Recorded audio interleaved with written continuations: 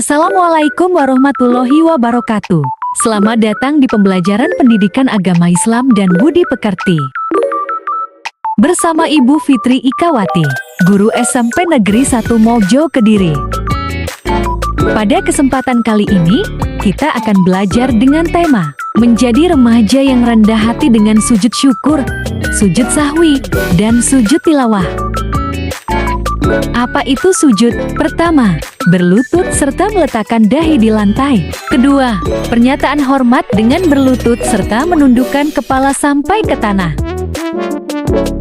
Sujud merupakan salah satu rukun yang dikerjakan dalam salat. Sujud dilakukan 2 kali pada setiap rakaat salat, yakni setelah rukuk dan duduk di antara 2 sujud. Meskipun sujud merupakan gerakan di dalam salat, di luar salat ada beberapa sujud yang dianjurkan agar dilakukan oleh seorang Muslim, yaitu sujud syukur, sujud sahwi, dan sujud tilawah.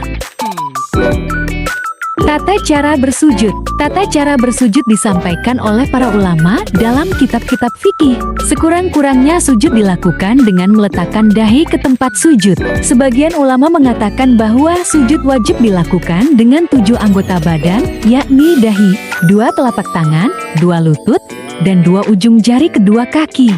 Sujud juga hendaknya dilakukan dalam posisi pinggul lebih tinggi dari kepala. Sifat-sifat sujud Nabi yang bersumber dari berbagai hadis: menempelkan dahi dan hidung di lantai, meletakkan kedua tangan di lantai sejajar dengan pundak dan telinga, merapatkan jari-jari tangan dan menghadapkannya ke arah kiblat, mengangkat kedua lengan serta membentangkan keduanya sehingga jauh dari lambung. Khusus untuk perempuan, ada sebagian ulama yang menyunahkan untuk merapatkan kedua tangannya ke ketiak, menempelkan kedua lutut di lantai, merenggangkan betis dengan paha, dan merenggangkan paha dengan perut, gak meletakkan ujung-ujung kaki dan ditekuk sehingga ujung-ujungnya menghadap kiblat, merapatkan tumit, melakukan semua gerakan sujud dengan sungguh-sungguh. Makna sujud. Secara maknawi sujud berarti tunduk dan merendahkan diri. Maksudnya adalah tunduk dan menyembah kepada Allah. Posisi kepala yang berada di bawah menunjukkan bahwa manusia rendah di hadapan Allah. Orang-orang yang bersujud sejatinya mengakui bahwa Allah adalah maha segalanya, sedangkan dirinya kecil dan tidak berdaya. Macam-macam sujud di luar salat. Sujud di luar salat yang dimaksud di sini adalah sujud yang dilakukan di luar rukun salat. Ada kalanya dilakukan di dalam salat, ada kalanya di luar salat. Namun meskipun dilakukan di dalam salat, sujud ini tidak termasuk rukun salat. Sujud yang dimaksud yaitu sujud syukur, sujud sahwi, sujud tilawah. Sujud syukur.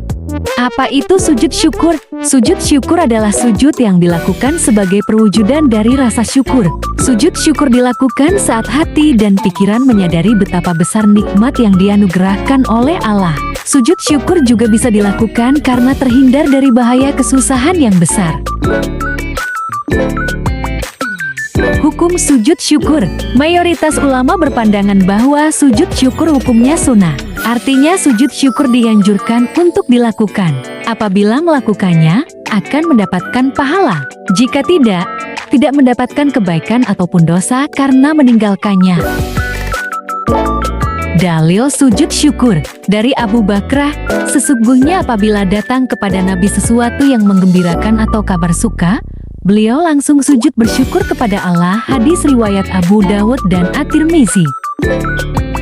Tata cara sujud syukur. Sujud syukur dilakukan dengan meletakkan semua anggota sujud yang terdiri dari dahi, kedua telapak tangan, kedua lutut, dan kedua ujung jari kaki di lantai. Sujud syukur dilakukan seperti sujud dalam salat. Hanya saja sujud syukur cukup dilakukan dengan sekali sujud. Karena sujud ini bukan bagian dari salat, mayoritas ulama berpendapat bahwa sujud sah walaupun dilakukan tanpa berwudu. Karena itu, sujud syukur dapat dilakukan sewaktu-waktu dan secara spontan. Meskipun demikian, ada sebagian pendapat yang menyatakan bahwa sujud syukur harus diawali dengan wudhu, diawali dengan takbiratul ihram sambil menghadap kiblat, kemudian sujud dan membaca doa sujud, serta diakhiri dengan salam. Pendapat seperti ini didasarkan pada pandangan yang mengiaskan menyamakan sujud syukur dengan sujud di dalam salat. Baik sujud rukun ataupun sujud syukur sama-sama dipandang sebagai ibadah yang memiliki syarat dan rukun yang harus ditaati.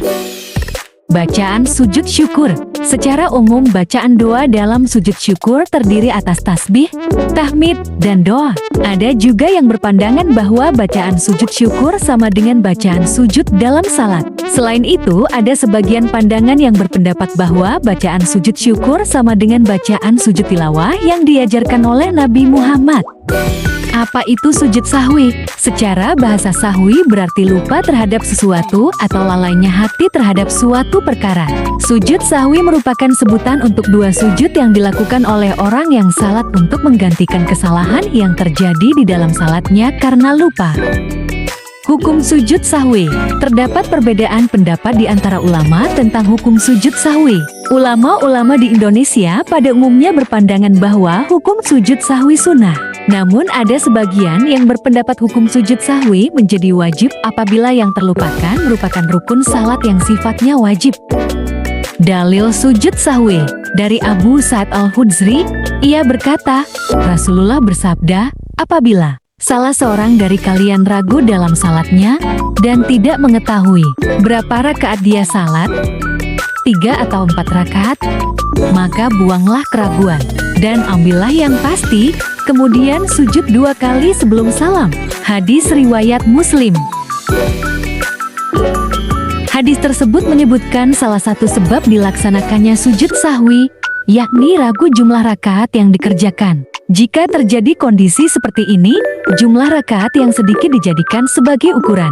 Seandainya rakaatnya betul-betul kurang, sujud sahwi menjadi penggenap rakaat yang kurang itu. Sementara jika rakaatnya berlebih, sujud sahwi, sebagaimana dikatakan oleh Rasulullah, menjadi penghinaan bagi setan. Sebab-sebab sujud sahwi.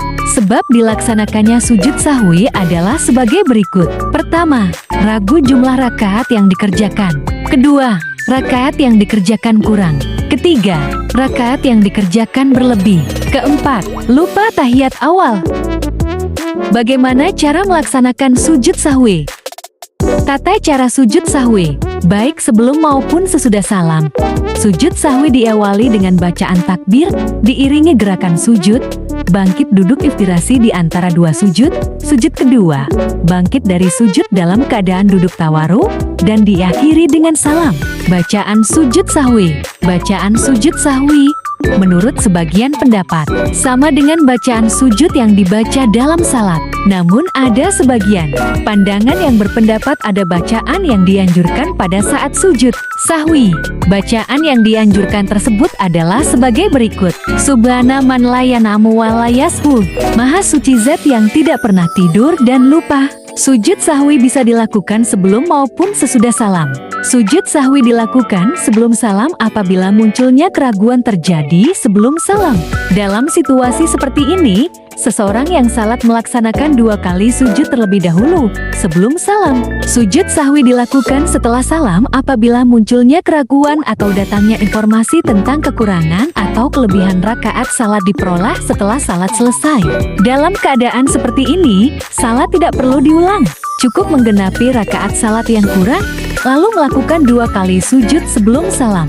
Jika kasusnya terjadi karena kelebihan rakaat, cukup bertakbir kemudian sujud 2 kali dan diakhiri salam.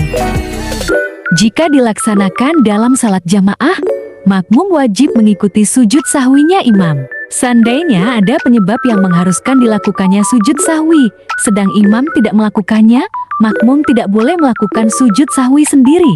Setelah salat selesai, makmum bisa menyampaikan adanya penyebab sujud sahwi kepada imam. Setelah itu baru dilaksanakan sujud sahwi bersama. Sujud tilawah. Apa itu sujud tilawah? Secara bahasa sujud tilawah berarti sujud bacaan. Sujud tilawah dilakukan ketika membaca atau mendengar ayat-ayat sajdah. Hukum sujud tilawah. Menurut mayoritas ulama, sujud tilawah hukumnya sunnah. Artinya sujud tilawah dianjurkan untuk dilakukan. Apabila melakukannya, akan mendapatkan pahala. Jika tidak mendapatkan kebaikan ataupun dosa karena meninggalkannya. Dalil sujud tilawah dari Ibnu Umar. Sesungguhnya Nabi Shallallahu Alaihi Wasallam pernah membaca Al-Quran di depan kami. Ketika bacaannya sampai ayat sajdah, beliau takbir, lalu sujud, maka kami pun sujud bersama-sama beliau. Hadis riwayat At-Tirmizi ke-1. Berikut ayat-ayat sajadah.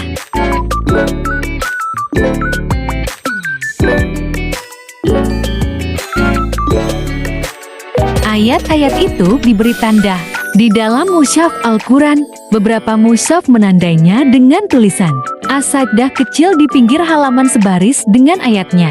Ada juga yang menandainya dengan kubah kecil di belakang ayat. Tanda ini diberikan untuk memudahkan umat Islam dalam menemukan ayat-ayat sajdah di dalam mushaf Al-Quran. Bagaimana cara melaksanakan sujud tilawah?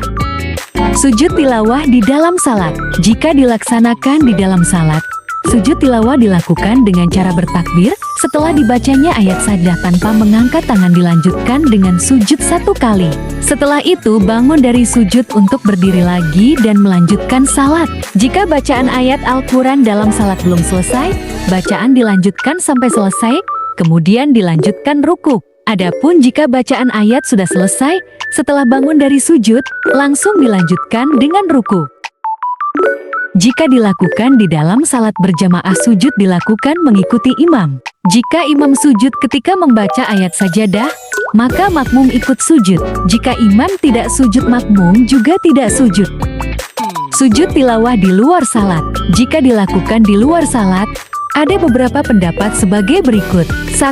Pendapat yang menyatakan bahwa sujud tilawah, baik di dalam maupun di luar salat, harus dilakukan dalam keadaan suci dari hadas dan najis. Ada rukun yang harus diikuti oleh orang yang membaca atau mendengar bacaan ayat sajdah.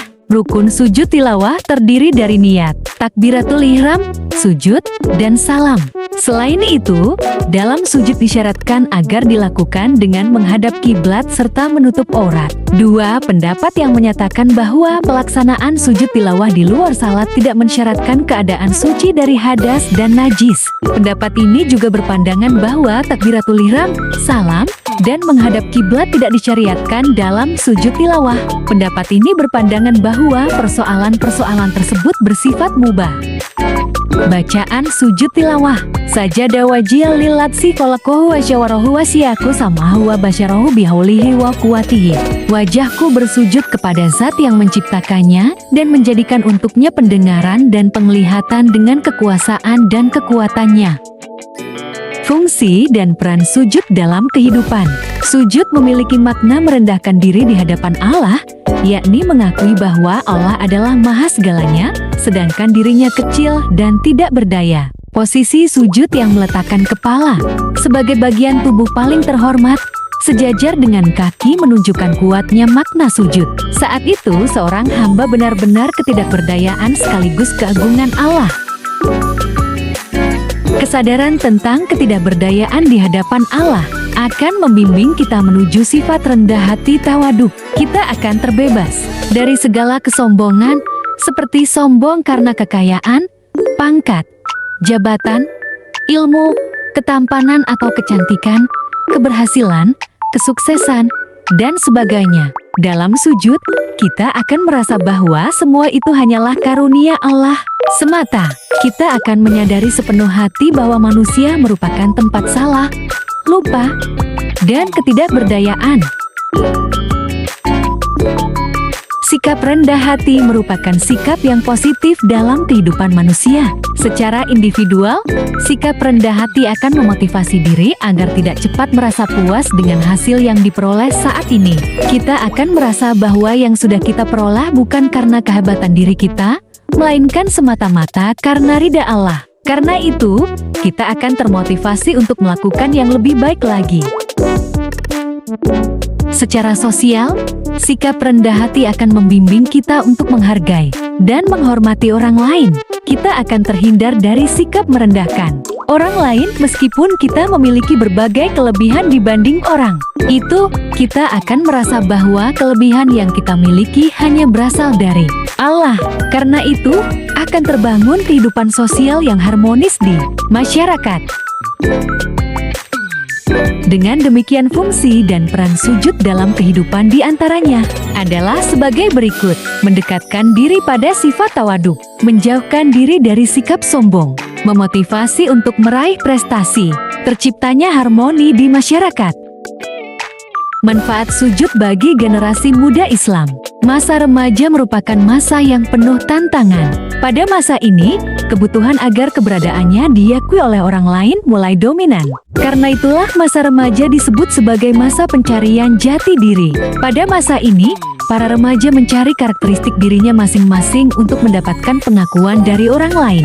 Masa ini menjadi cukup rawan bagi perkembangan kepribadian seorang remaja, sebab dalam pencarian jati diri itu remaja cenderung mencari kebahagiaannya sendiri dan bersifat egois. Remaja cenderung mendengarkan dirinya sendiri. Remaja juga cenderung mendengarkan temannya sesama remaja dibanding guru ataupun orang tua.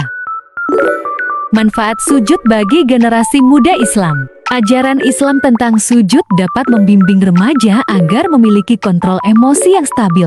Sebagaimana dijelaskan sebelumnya, sujud menjadi sarana yang efektif untuk memiliki sifat rendah hati. Remaja yang terbiasa bersujud, baik di dalam salat maupun di luar salat, diharapkan bisa memiliki sifat ini.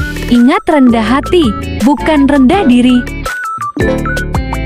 Remaja yang rendah hati karena banyak bersujud tidak akan sombong dengan kelebihan yang dimilikinya. Allah akan menyadari bahwa semua kelebihan yang ada pada dirinya merupakan karunia dari Allah. Karena itu ia akan menjadi pribadi yang hangs, sederhana, penuh rasa syukur, ikhlas, menghormati dan menghargai orang lain, serta toleran terhadap perbedaan. Setiap orang akan senang berteman dengan remaja seperti ini.